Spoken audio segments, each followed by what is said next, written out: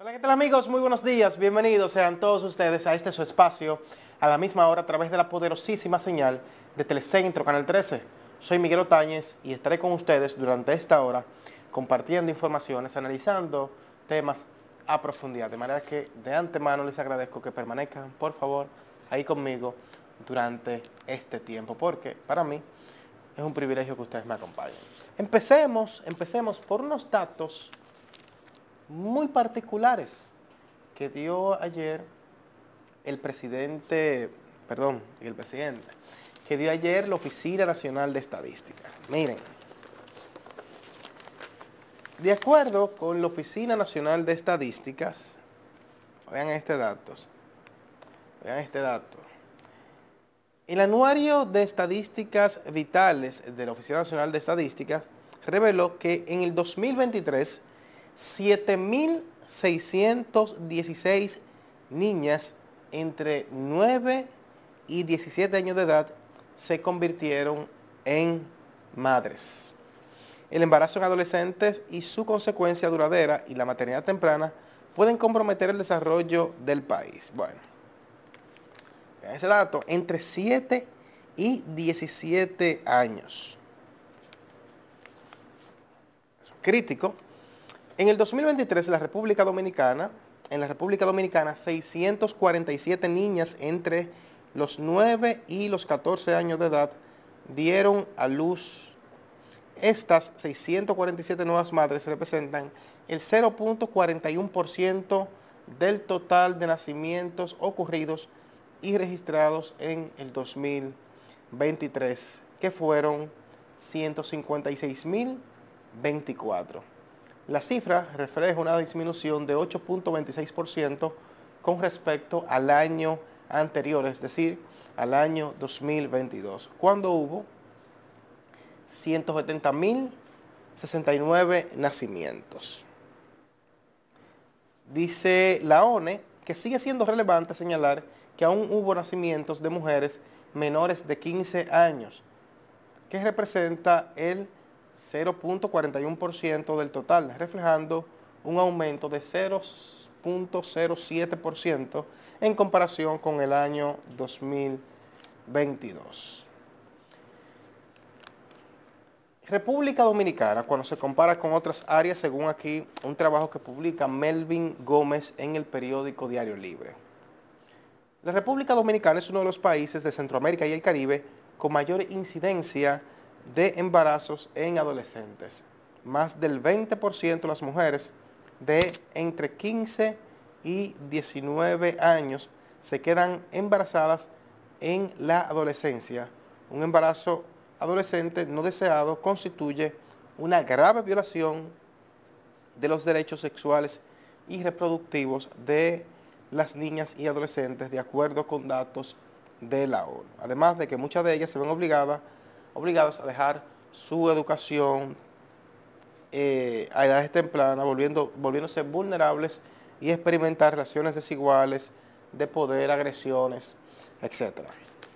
Miren, aunque esta información pudiese reflejar dentro de todo ese cuadro tétrico que presenta cifras que pueden invitarnos a ir disminuyendo nuestro nivel de preocupación, puesto que dice que ha bajado la tasa de embarazos en niñas y en adolescentes con respecto al 2022, aún así, eso debe preocupar de forma mayúscula porque se siguen presentando. Y estos estudios nos revelan con certeza el por qué. Usted puede decir, bueno, Dañe, eso, ¿por qué es una violación? Y punto. Que es así. Porque no existe consentimiento. Según la legislación dominicana, no hay consentimiento para que una niña o un adolescente, que por vía de consecuencia son menores de edad, tengan relaciones sexuales con un adulto y que quede embarazada. O sea, ahí no entra el consentimiento, eso es una violación, ahí estamos claros. Pero, más allá de eso, ¿cuáles son las condiciones socioeconómicas que se convierten en un caldo de cultivo para que todavía esto pueda aparecer en República Dominicana. Entonces, es importante tratar todo esto para ver qué está pasando. ¿Qué está pasando? Porque es que todavía una es demasiado. Una es demasiado. Ahora, ¿qué hace el Estado con esas niñas? A mí me preocupa también. Me preocupa en el sentido de las ha abandonado el Estado, esas niñas, esas adolescentes que hoy son madres. Cuando digo si le preocupa, si la ha abandonado el Estado, es cuál es el seguimiento para asegurar que esa niña, adolescente, joven madre, no se vaya a otro camino que no sea el del estudio, que es la única forma segura para salir de la pobreza, de la desigualdad, incluso de la violencia. Es la única vía, es la vía segura.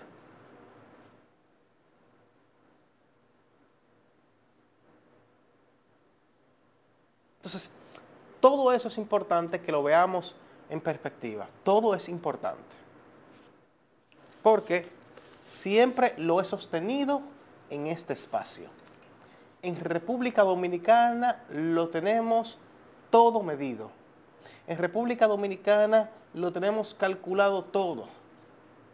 Pero a veces parecería ser que entramos en parálisis por análisis.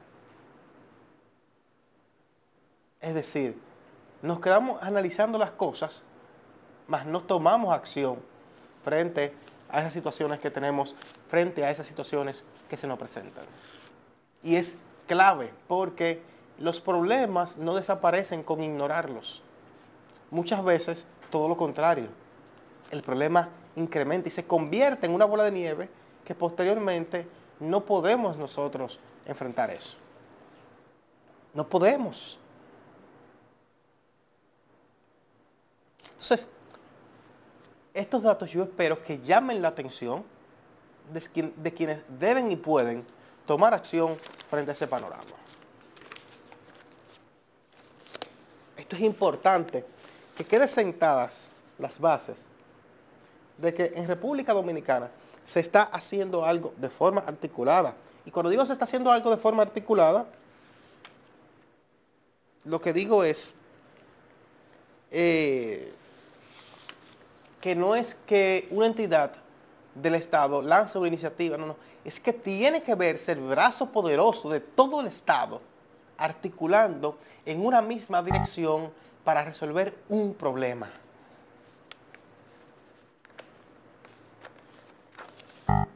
Eso es lo que tiene que verse.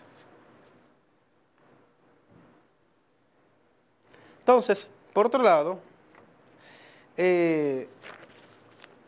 ayer yo les comentaba a ustedes el tema aquel de que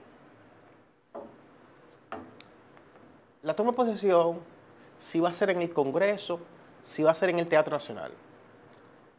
Eso ha adquirido una dimensión país, es decir, es un tema de conversación, primero obligado y segundo, que tiene a todos los sectores enfrentados.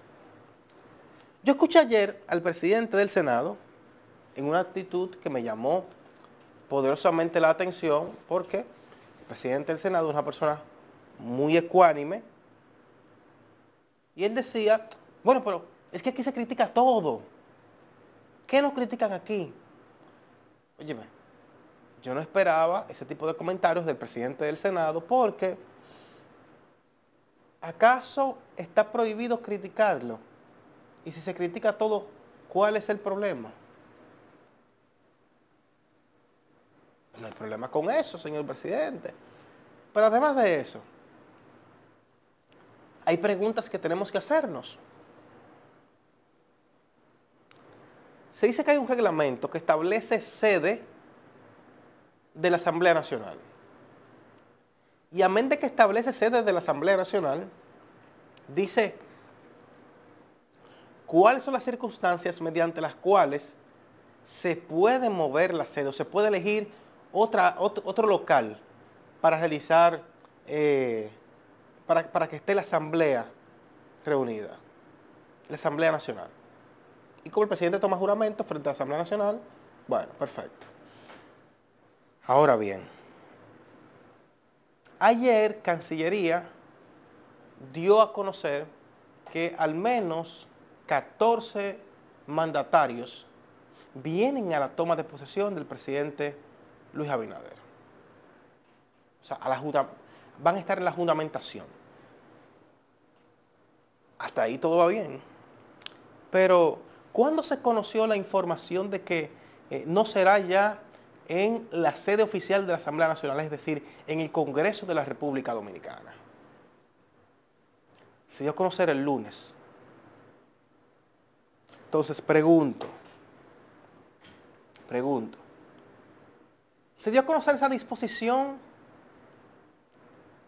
después que incluso el presidente ya había enviado la invitación a las delegaciones internacionales, a los mandatarios?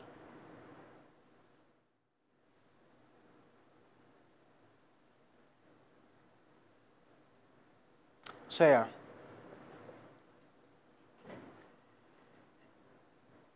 se invitó primero antes de hacer de conocimiento de la población dónde iba a ser el lugar. Es decir, por ejemplo, la presidenta de Honduras, que si mal no recuerdo, la vi, está en la lista de los confirmados. O sea, la presidenta de Honduras supo primero que yo. Bueno, está bien, supongamos que yo no soy relevante en ese tema. Supo primero que la mayoría de la población dominicana dónde iba a ser la juramentación del señor presidente de la República Dominicana, el excelentísimo Luis Abinader Corona, y también en el caso de la vicepresidenta de la República Dominicana. Es decir, se envió la invitación sin que antes la locación fuera confirmada por el Congreso o los presidentes y vicepresidentes de la Asamblea, que son a su vez los presidentes de las cámaras, tanto del Senado como de la Cámara de Diputados. ¿Con qué tiempo de anticipación se envió eso? ¿Con qué tiempo de anticipación? No es para mí, es para un amigo, como dicen por ahí. Entonces, debe llamarnos a preocupación que se esté accionando con una discrecionalidad que puede que no sea malsana. Puede que no sea malsana. O sea, no es que sea esto intencional. Bueno, vamos a invitar y después que esté todo el mundo invitado. O se envió una cantidad de invitaciones que supera las disposiciones del Salón de la Asamblea Nacional. Porque entonces no es como se está presentando. Además, ¿ante quiénes es que toma juramento el presidente y la vicepresidenta de la República Dominicana? No es ante los asambleístas, que a su vez, ¿quiénes son? Los diputados y los senadores. Entonces, si son los diputados y los senadores, a lo mejor pudiesen haber dicho, pero vamos a liberar espacio. ¿Qué van a hacer ahí los miembros de partidos aliados que no son congresistas? ¿Qué van a hacer ahí los directores o subdirectores? ¿Qué harán ahí los ministros y los viceministros? Por ejemplo.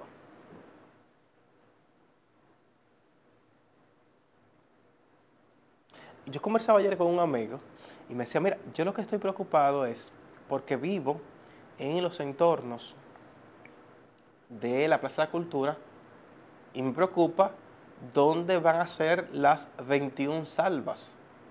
Y yo, ¿cómo así? Bueno, hay unos cañonazos que tradicionalmente se detonan ahí a las puertas del Congreso. Entonces, no es que vayan a salir unas bolas de cañón, pero sí el estruendo es extraordinario. Y como todos sabemos, en torno a la Plaza de la Cultura, sí es cierto que hay muchos comercios, pero también hay muchos edificios residenciales o torres. Entonces, ¿cómo será armada la logística? ¿Cuánto costará esa logística? ¿Quién pagará esa logística? Entonces, son preguntas que quedan que parecerían sencillas y tontas e insignificantes, pero no lo son. No lo son. Porque habrá que acondicionar o hacer un montaje representativo para la envergadura del evento que se va a hacer. Estamos hablando, señores, de uno de los actos cumbres en todo país democrático, en todo sistema democrático, que es la asunción al poder de un presidente y una vicepresidenta elegidos mediante el voto popular. Recuerden, vox populi, vox Deus. Es decir, la voz del pueblo es la voz de Dios, decían los romanos.